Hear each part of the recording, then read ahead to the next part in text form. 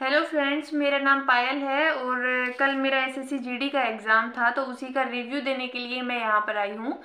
और जिन जिन का एग्ज़ाम अभी तक नहीं हुआ है उनके लिए ऑल द बेस्ट, और उनके लिए ये वीडियो बहुत ही बेनिफिट साबित होगी।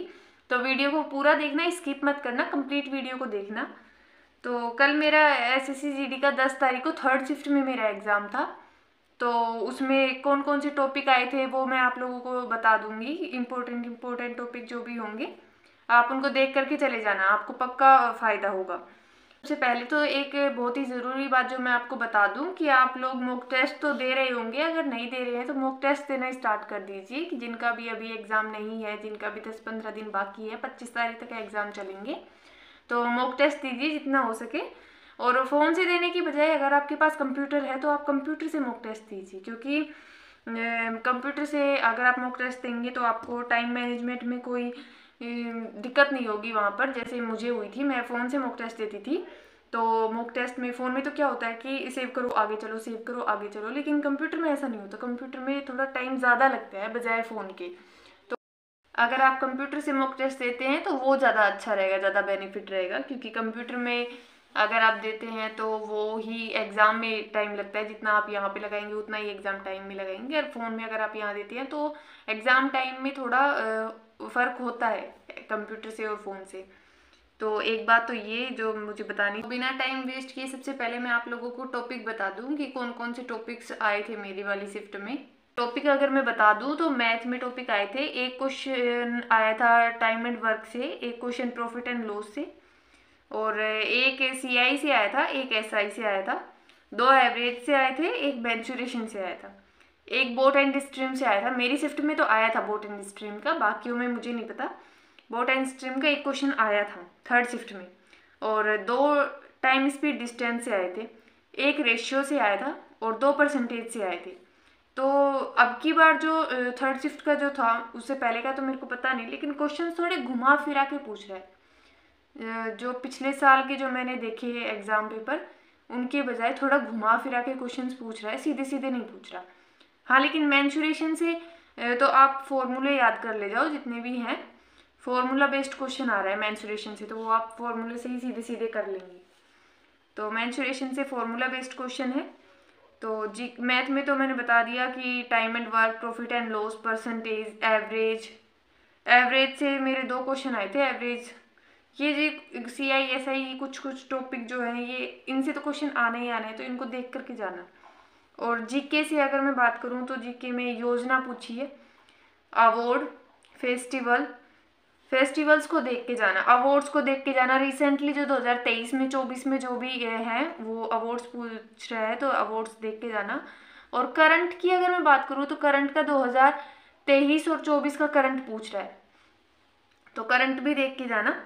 और इससे पुराना तो नहीं पूछ रहा, 2025 का तो कोई करंट नहीं था। और गेम से एक क्वेश्चन आया था, मौलिक अधिकार से भी आया था, मौलिक कर्तव्य से नहीं आया था, तो मौलिक अधिकार ये देख के जाना। और आर्टिकल से कोई क्वेश्चन नहीं आया, मेरी शिफ्ट में तो कोई आर्टिकल से क्वेश्चन नहीं आया। लोग बोल रहे थे कि आर्टिकल से क्वेश्चन आ रहा है, आर्टिकल से आ रहा है। मैंने भी रिव्यू देखे इससे पहले, तो मैं बहुत सारे आर्टिकल रट रट के गई थी, लेकिन आर्टिकल से एक भी क्वेश्चन नहीं आया। और हिस्ट्री से एक क्वेश्चन आया है, हिस्ट्री से। और पंचवर्षीय योजना से एक भी क्वेश्चन नहीं आया। पंचवर्षीय योजना भी मैं इतनी रट रट के गई थी, लेकिन उससे एक भी क्वेश्चन नहीं आया। और जनगणना से एक क्वेश्चन आया है। और जीएस में क्या है, जीएस में तो बस यही, बाकी सब करंट वगैरह और ये था। 2022-23 की करंट आई थी।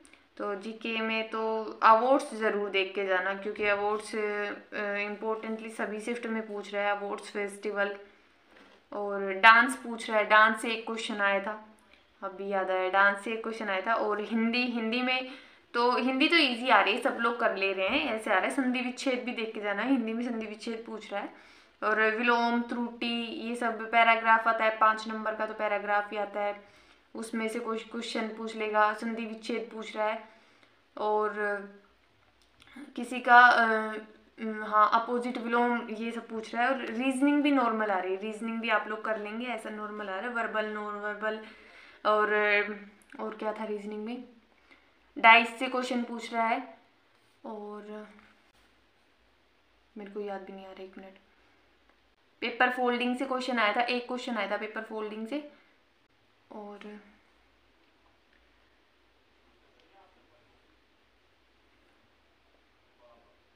ये मेरे को अभी रीजनिंग का याद नहीं आ रहा है, 1 मिनट। मैंने सारे पहले ही लिख लिए थे, ये सारे क्वेश्चन कहीं मैं भूल ना जाऊँ, लेकिन रीजनिंग का मैंने नहीं लिखा था।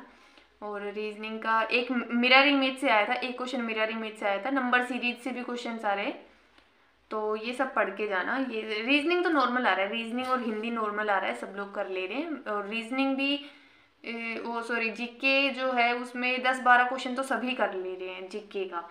बाकी थोड़ा नहीं हो पा रहा सबका, लेकिन 10-12 सब लोग कर ले रहे हैं। मैथ में मेरे को लग रहा है कि मैथ में थोड़ा सा घुमा फिरा के क्वेश्चंस पूछना, थोड़ा सा मैथ का थोड़ा लेवल जो है वो मॉडरेट से थोड़ा ऊपर हाई बोल सकते हैं। बाकी तो सब इजी टू मॉडरेट बीच में था, सबका इजी टू मॉडरेट सारे क्वेश्चन आ रहे हैं।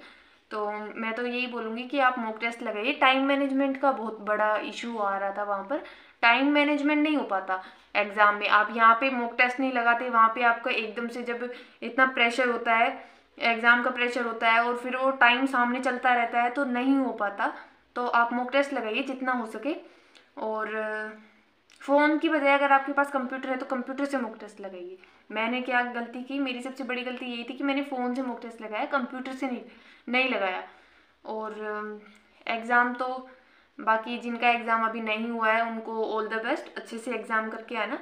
और जो जो टॉपिक अभी मैंने बताया वो सारे एक बार देख के ज़रूर जाना। मैथ में तो CI SI percentage, profit and loss, average और जो भी है ये पढ़ के जाना। मेंसुरेशन से डायरेक्ट फार्मूला से क्वेश्चन आ रहे हैं तो डायरेक्ट फार्मूला याद करके जाओ, डायरेक्ट क्वेश्चन आ रहे हैं मेंसुरेशन से। और हिंदी सबकी हो जाएगी, रिलैक्स करके जाना, हिंदी का सब कर लेंगे। और रीजनिंग भी सब लोग कर लेंगे, इजी है रीजनिंग हिंदी सब इजी आ रहा है। मैथ में थोड़ा सा घुमा फिरा के क्वेश्चन पूछ रहा है, उसमें थोड़ा दिक्कत हो सकता है। तो मैथ के लिए टाइम बच जाएगा, लास्ट में मैथ भी आराम से कर लेना। जिनका अभी तक एग्ज़ाम नहीं हुआ है उनको ऑल द बेस्ट, अच्छे से एग्ज़ाम करके आना। कोई प्रेशर नहीं लेना है एग्ज़ाम टाइम में, इतना बर्डन होता है, एग्ज़ाम का प्रेशर होता है और टाइम चलता रहता है तो पता नहीं चलता। लेकिन आराम से पेपर करना है तो ये अच्छे से पेपर हो पाएगा। Okay, all the best for your exam. Thank you.